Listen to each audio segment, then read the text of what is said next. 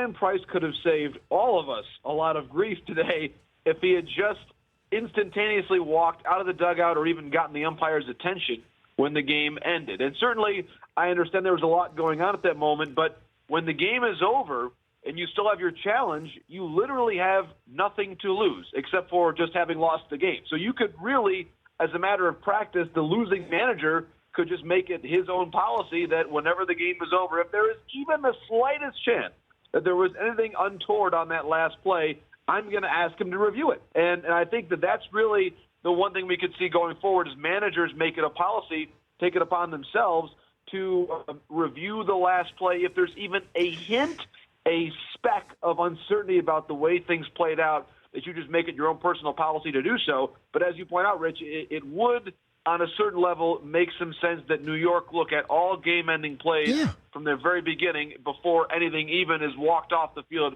by the umpire. I'm actually surprised that wasn't the case already, John. I mean, I'm surprised that it is on the shoulders of a manager to do it, and let alone an opposing manager. You know, he's supposed to know the grounds rule, and he's supposed to know that might be a double. As you heard, both announcers who know the stadium very well were in the middle of their call wondering what was happening. You shouldn't put it on the shoulders of a manager in a situation like that. Just do it yourself. That's it. End of story. Well, that's a very good point, Rich. And I think it's interesting, too, that the rule is written, and even Brian Price described it afterward. He said, well, they said I had to do it within 10 seconds. But that's not even the rule as written right now. The rule is immediately. Now, we could interpret the word immediately in any different ways. All of us that are listening right now, we can all say, well, 10 seconds is immediate, or 5 seconds is immediate, or maybe even 30 seconds is immediate. However we define it, that's why we have lawyers and billable hours, which certainly is a wonderful thing.